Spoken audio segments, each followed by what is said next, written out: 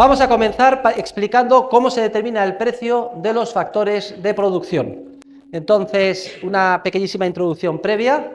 El precio de los bienes y servicios de consumo en una economía de mercado se determina a través de un proceso social, impulsado por la fuerza de la función empresarial, de la capacidad que tienen todos los hombres y las mujeres para darse cuenta de lo que les interesa, de lo que les merece la pena, de lo que valoran, es decir, de las oportunidades de ganancia que surgen en su alrededor y actuar en consecuencia para aprovecharse de las mismas. Ese proceso, en competencia bilateral, tiende a fijar un precio que está determinado dentro de lo que se llaman las valoraciones subjetivas de las parejas marginales. Hoy lo que vamos a hacer es explicar cómo se determina el precio, pero no de los bienes y servicios de consumo, sino de los factores de producción que ayudan a producir los bienes y servicios de consumo. Lo que vamos a ver hoy es cómo se determina el precio de lo que Menger denominaba bienes económicos de orden superior o factores de producción, que los definimos como aquellos que no satisfacen directamente necesidades humanas, por tanto no son bienes y servicios de consumo, sino que requieren la colaboración de otros factores de producción para que a lo largo de un proceso productivo que conlleva tiempo, terminan de una manera indirecta madurando en un bien de consumo. Entonces, son bienes de consumo, por ejemplo, pues una botella de agua mineral, la entrada de un cine, y son factores de producción la instalación fabril donde se llenan de agua las botellas de agua mineral, o la máquina de cine que se utiliza para grabar la película, o yendo más para atrás, el mineral de hierro que se extrae de la mina para darle tratamiento y convertirlo en acero, etcétera. Todas las etapas que hay previas antes de alcanzar el consumo final. Lo que vamos a ver hoy es cómo se determina el precio de los factores de producción, es decir, de esos bienes económicos que no satisfacen directamente necesidades humanas, no están en la etapa final del consumo, están en las etapas previas, pero que ayudan junto con otros, a lo largo de un proceso productivo que conlleva tiempo, a producir los bienes de consumo. La idea esencial es que es el precio de los bienes de consumo el que determina de manera indirecta y a través de un proceso empresarial muy complicado el precio de los factores de producción. Es decir, que si los ladrillos tienen precio y se paga precios por ellos en el mercado, y también el hierro, y también el alquiler de una instalación fabril, y también tiene precio un ordenador y programas de ordenador, y equipos de comunicaciones, y un tractor y una oruga, tienen precio no porque podamos comernos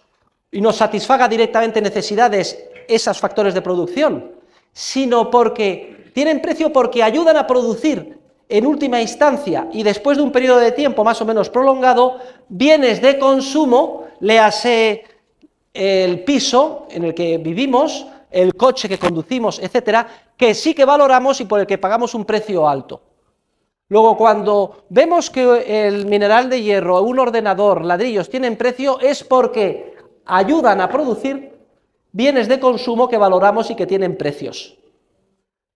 O expresado de otra manera, los precios de los factores de producción surgen indirectamente y vienen determinados indirectamente del precio de los bienes de consumo. O como les he repetido en varias ocasiones en clase, y produce mucho escándalo, sobre todo aquellas personas que no son peritas en la materia, son los costes los que siguen a los precios y no al revés.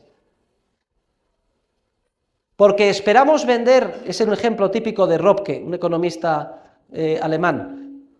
un bien de consumo, por ejemplo, un sombrero de diseño por 100 euros, estamos dispuestos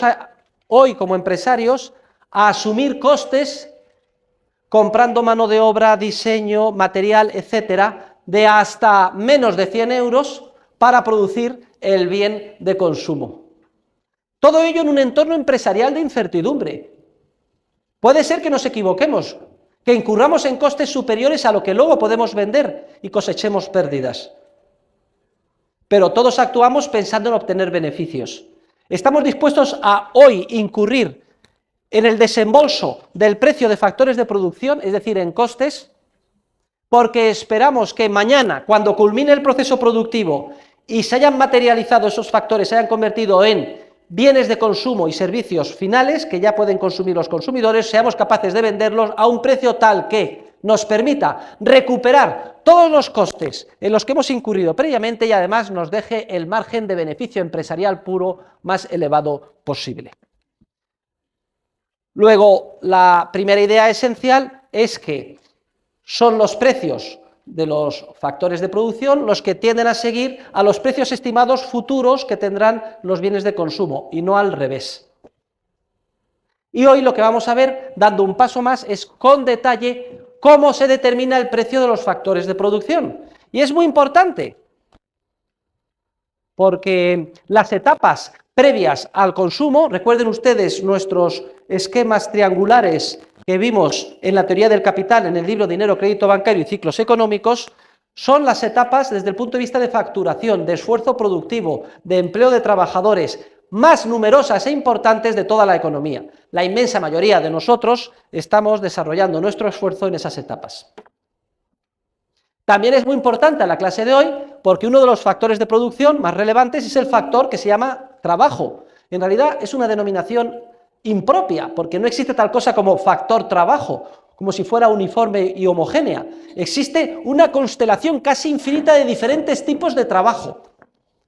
Trabajador especializado en la construcción de tal tipo, fresador, arquitecto, técnico, arquitecto, una infinidad. Y cada uno de ellos aporta su granito de arena al proceso productivo en esas etapas previas.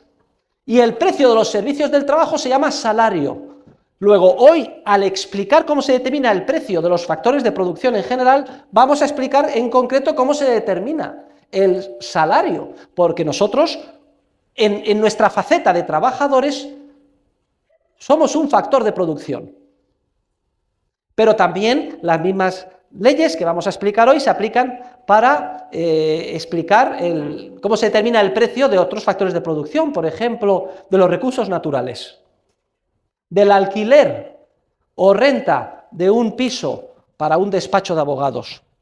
o para una empresa de administrativos o la renta sobre la que se encuentra la instalación fabril, una fábrica, o lo que cuesta el alquiler de un ordenador, que es un factor de producción.